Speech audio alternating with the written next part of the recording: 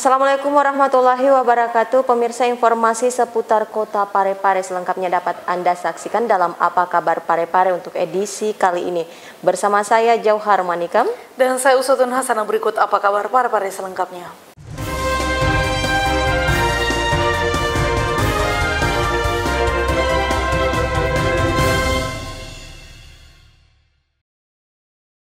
Pemirsa, untuk percepatan vaksinasi COVID-19, personil Batalion B Pelopor menggelar vaksinasi hingga ke daerah pelosok. Dengan kendaraan roda 2 serta mobil dinas Brimob, petugas menjemput satu persatu warga untuk membantu para warga ke akses gerai vaksinasi. Satu persatu personil Brimob Parepare menjemput warga di daerah Lapa Angin, Kecamatan Bajokiki, Kota Parepare. Warga yang dijemput adalah warga yang belum mengikuti vaksinasi, baik itu dosis pertama dan dosis kedua. Untuk mempermudah masyarakat akses ke gerai vaksinasi, petugas menggunakan kendaraan baik roda 2 maupun roda 4 untuk menjemput warga. Vaksinasi dilakukan untuk mempercepat terbentuknya kekebalan kelompok atau herd immunity, khususnya warga yang berada jauh dari perkotaan. Saat ini personil Batalion B Pelopor Polda Sulawesi Selatan terus gencar melakukan vaksinasi COVID-19 hingga akhir Desember 2021 nanti. Untuk vaksin kita targetkan 1.500 sampai akhir Desember. Yang sudah tersalurkan, yang sudah dilaksanakan vaksin itu sekitar 900. Jadi masih ada 600. Kita akan mencari masyarakat ya yang belum sempat atau belum melaksanakan vaksin, ya apakah di pinggir-pinggir desa seperti ini dan di perkotaan yang belum sempat ya vaksin puskesmas atau ke klinik Polres. Intinya di wilayah Parepare ini kita sisir ya, door to door, walaupun dapat 50, mungkin 100 ya selama ini, tapi untuk melindungi masyarakat kita berupaya untuk memvaksin masyarakat sehingga penularan COVID-19 ini bisa tercegah dengan baik. Erwin, TV Peduli mengabarkan. Pemirsa, setelah melalui beberapa kali sidang, DPRD Kota Parepare kini menetapkan rancangan peraturan daerah terkait perlindungan lahan pertanian yang telah diusulkan pemerintah kota menjadi peraturan daerah. Dewan Perwakilan Rakyat Daerah atau DPRD Kota Parepare menggelar sidang paripurna dengan agenda persetujuan bersama antara pemerintah daerah Kota Parepare dengan DPRD Kota Parepare terhadap Ranperda tentang perlindungan lahan pertanian pangan berkelanjutan menjadi peraturan daerah Kota Parepare. Rapat paripurna ini dipimpin Ketua DPRD Haja Andi Nurhatinati Poesos pada Senin 20 Desember 2021. Mengawali rapat paripurna ini, warga kita bersama-sama memanjatkan puji dan syukur kehadirat Allah Subhanahu wa Ta'ala karena atas rahmat dan berkahnya sehingga kita masih dapat melaksanakan rapat paripurna pada sore hari ini. Berdasarkan Peraturan Dewan Perwakilan Rakyat Daerah Kota Parepare Nomor 1 Tahun 2019 tentang Tata Tertib DPRD Kota Parepare,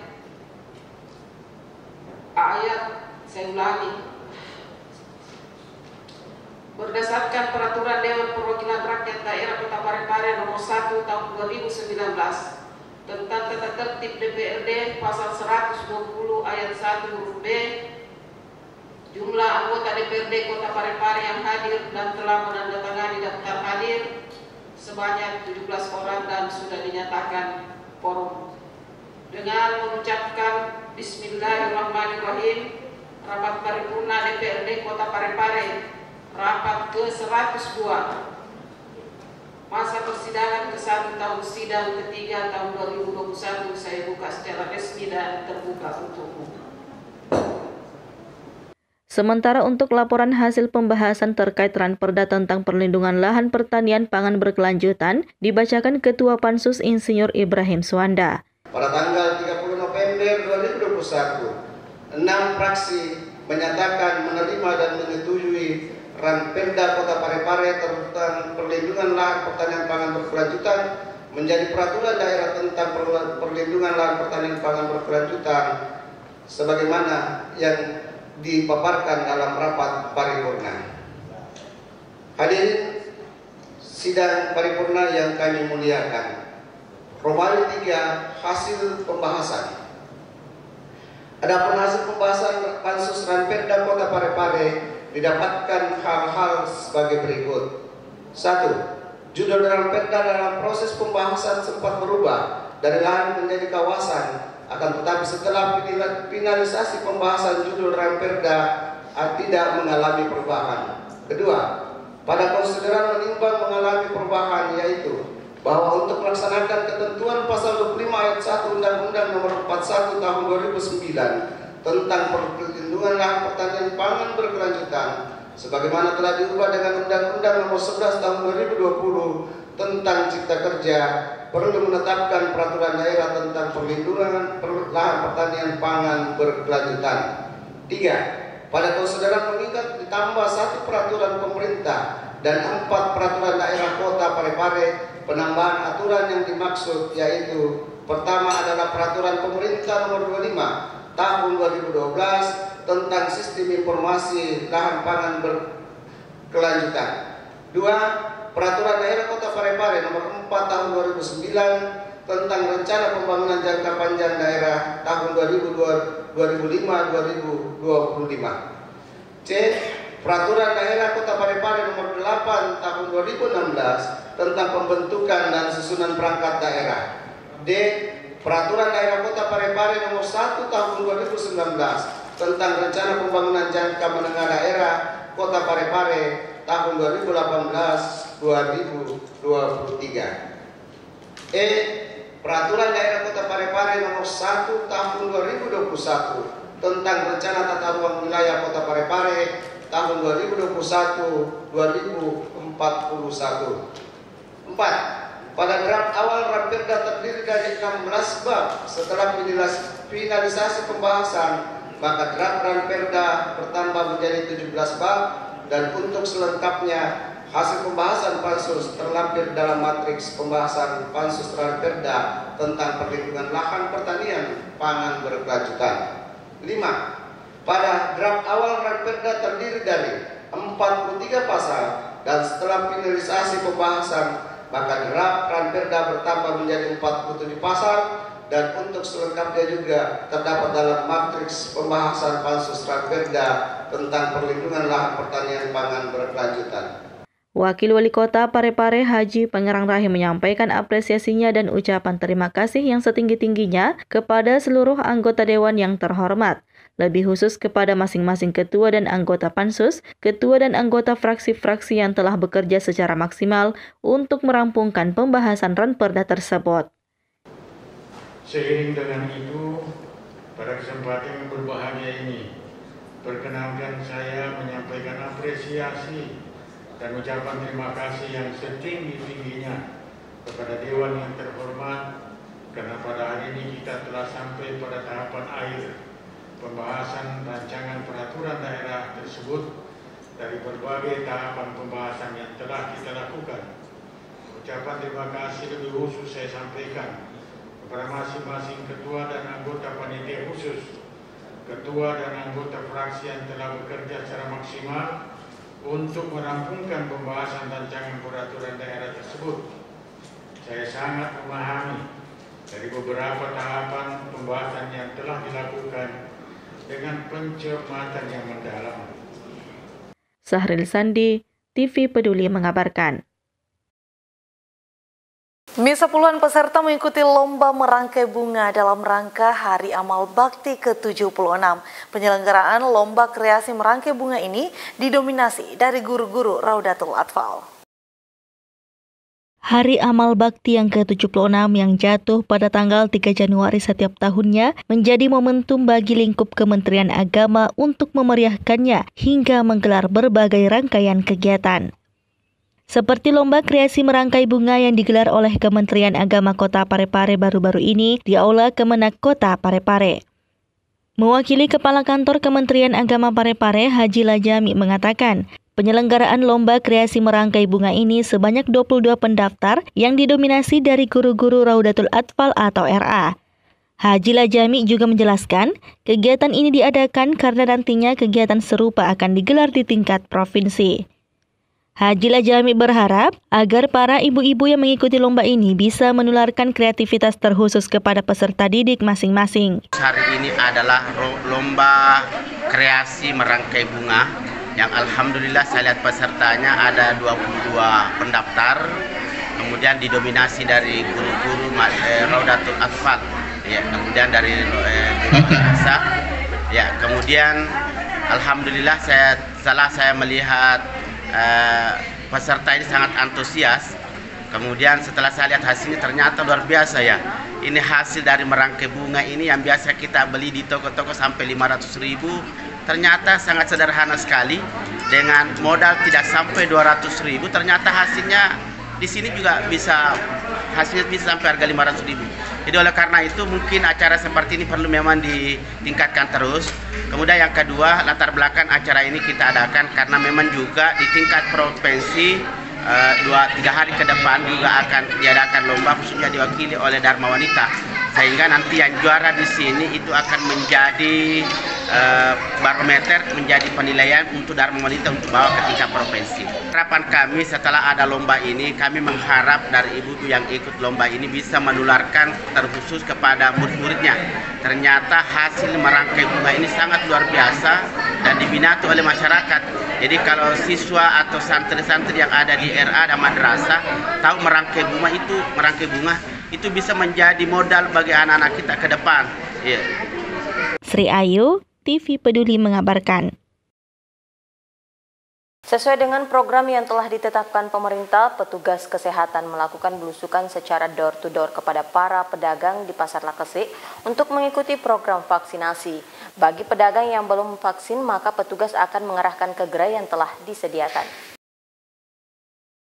Satu persatu petugas mendatangi stan pedagang yang ada di Pasar Lakesik, Kota Parepare, Sulawesi Selatan. Para pedagang ini diperiksa petugas apakah sudah memiliki kartu vaksin ataukah belum. Bagi pedagang yang belum memiliki kartu vaksin, langsung diarahkan petugas ke gerai vaksinasi yang digelar di pusat pasar.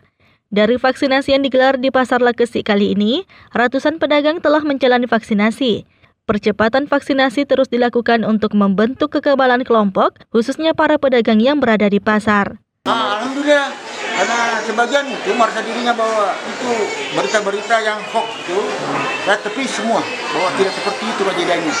Jadi saya harap dari akhirnya para penjual tadi itu sudah banyak yang turun, mudah-mudahan lebih banyak lagi. Itu harapan saya.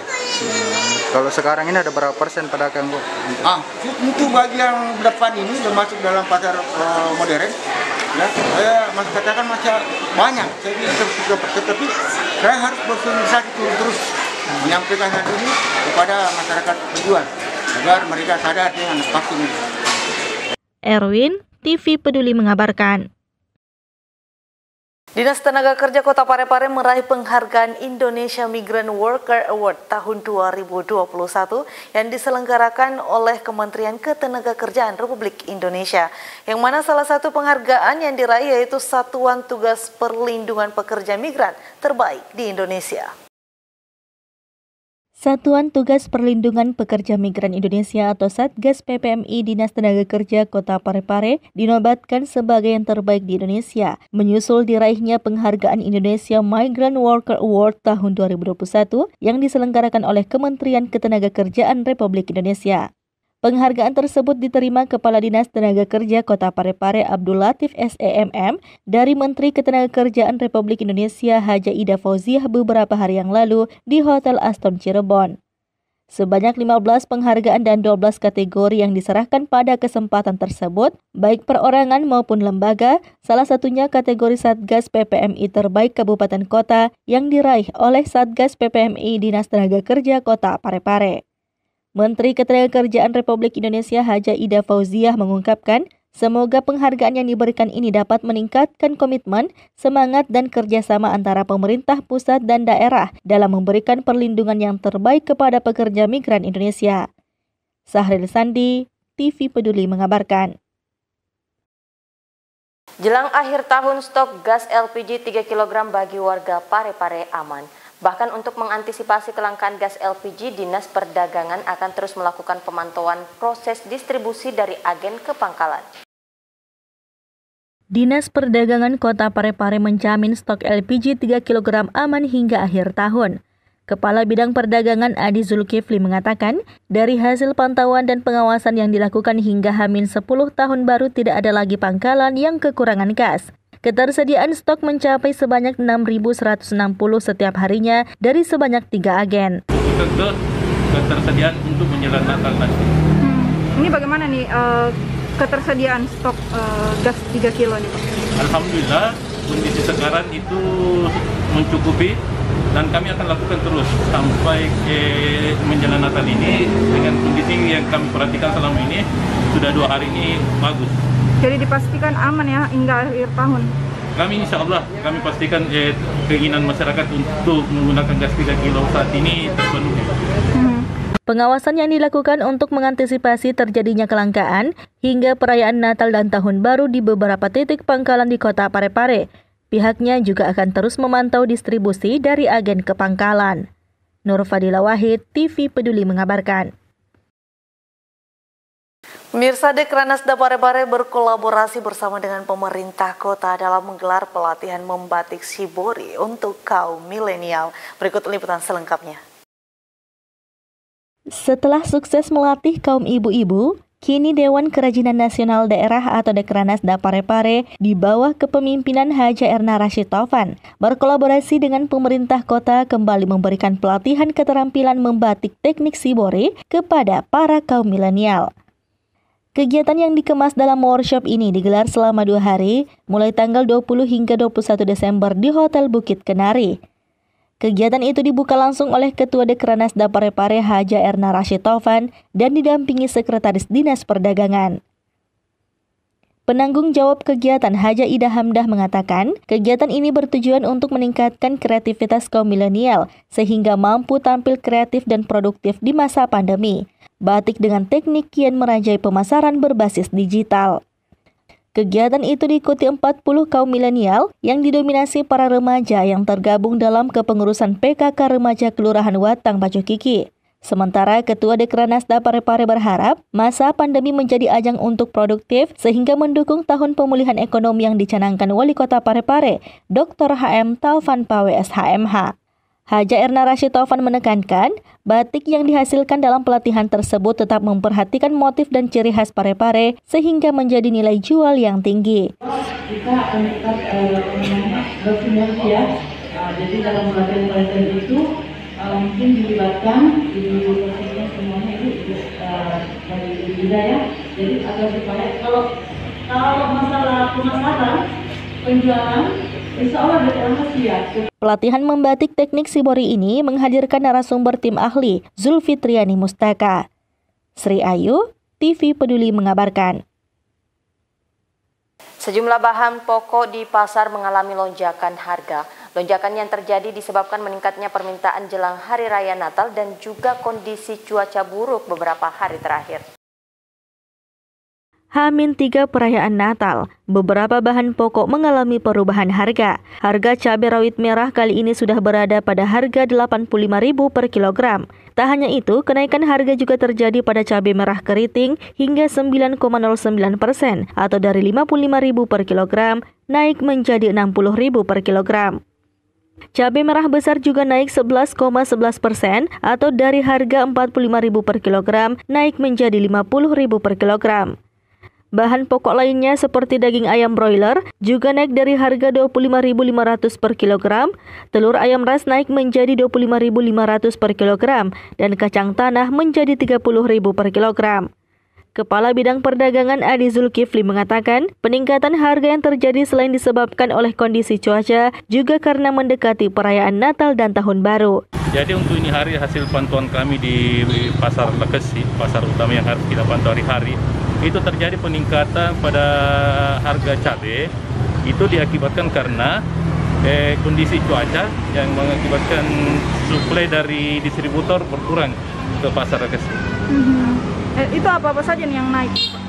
Untuk hari ini tuh cabai, semua jenis cabai termasuk cabai keriting, cabai merah, Untuk saat ini juga di posisi yang naik sekarang ayam broiler sudah mulai naik karena kebutuhan juga meningkat.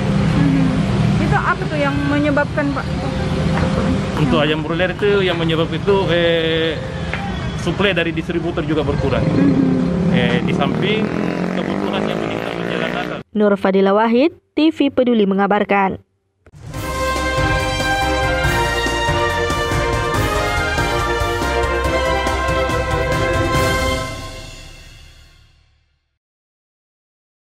Pemirsa, informasi tadi sekaligus menutup perjumpaan kita kali ini. Saya Uswatun Hasanah. Saya Jauhar Manika mewakili segenap kru yang bertugas mengucapkan terima kasih atas kebersamaan Anda dan sampai jumpa.